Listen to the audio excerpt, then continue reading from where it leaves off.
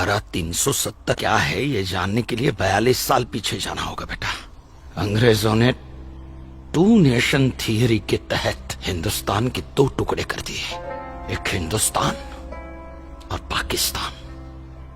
पाकिस्तान की बहुत इच्छा थी कि जम्मू कश्मीर का विलीनीकरण पाकिस्तान में हो जाए, और राजा हरि सिंह चाहते थे कि कश्मीर एक स्वतंत्र देश रहे।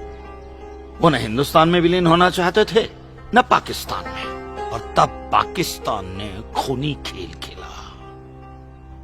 अक्टूबर 1947 में पठानी कबायलियों को जम्मू कश्मीर के खिलाफ उकसाया, कश्मीरी पंडितों का कत्लेआम करवाया। ऐसे हालात देखकर राजा हरि सिंह ने घबराकर नेहरू जी से कहा, कृपा करके आप कश्मीर को बचा लीजिए। मैं ऐसे हालात में चाहता हूं कि कश्मीर का विलीनीकरण भारत में ही हो जाए, सेना भेजिए। लेकिन जब तक भारतीय सेना कश्मीर पहुंची बहुत देर हो चुकी थी। न जाने कितने कश्मीरी पंडितों का कत्लेआम हो चुका था। कश्मीर का 1/3 हिस्सा पठानी कबायलियों ने अपने कब्जे में कर लिया था।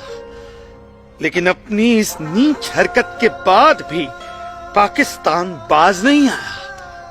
पठानी कबायलियों और भारतीय सेना के बीच युद्ध जारी रखा पाकिस्तान ने। संयुक्त राष्ट्र सुरक्षा परिषद के 3 सदस्य आयोग की रिपोर्ट पर 13 अगस्त 1948 को पठानी कबायलियों और भारतीय सेना के बीच युद्ध विराम घोषित हुआ, और यह तय किया गया कि कश्मीर समस्या का हल जनमत के आधार पर ही होगा। सितंबर 1951 में मताधिकार के बाद एक बार फिर जम्मू कश्मीर के भारत में विलय की पुष्टि की गई, मगर इसी दौरान शेख अब्दुल्ला ने अपने हाथों से धारा 370 का ड्राफ्ट तैयार किया और नेहरू जी को सौंपा।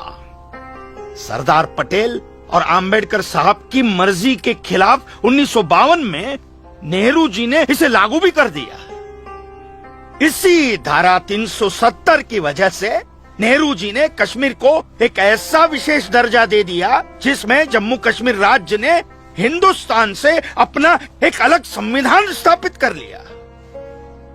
इसी धारा 370 की वजह से हमारे हिंदुस्तान का राष्ट्र ध्वज अलग है और कश्मीर का भी ध्वज अलग। इसी धारा 370 की वजह से कश्मीर की कोई भी महिला यदि भारत के किसी भी अन्य राज्य के नागरिक के साथ शादी करती है तो उस महिला की नागरिकता समाप्त हो जाती है। लेकिन यदि वो महिला अगर किसी पाकिस्तानी नागरिक के साथ शादी करती है तो पाकिस्तानी नागरिक कश्मीर का नागरिक हो जाता है, हिंदुस्तान का नागरिक हो जाता है। इसी धारा 370 की वजह से भारत के किसी भी अन्य राज्य का नागरिक जम्मू कश्मीर में जमीन खरीद नहीं सकता, व्यापार नहीं कर सकता। लेकिन जम्मू कश्मीर का नागरिक भारत के किसी भी अन्य राज्य में जाकर अपना व्यापार कर सकता है, जमीन खरीद सकता है, कुछ भी कर सकता है। अरे ये बिग लैंड एबोल्यूशन है, क्या है पता है? यदि जम्मू कश्मीर का कोई भी मुसलमान जमीन ठेके पर लेकर खेती करता है तो कश्मीर की सरकार उस हिंदू को बिना मुआवजा दिए वो जमीन जबरन उस मुसलमान को दे सकती है। ये है बिग लैंड एबोल्यूशन एक्ट, ये है धारा 370-35 से, और इसी का नतीजा है ये गिरधारी जी का फैसला। और सिर्फ यही नहीं, ये जो सरकार की ऋण निरस्तीकरण योजना है ना, इसके अंतर्गत उन सारे मुसलमानों का कर्जा माफ कर दिया जाएगा जो उन्होंने हिंदुओं से लिया। बताइए। सरकारी नौकरियों में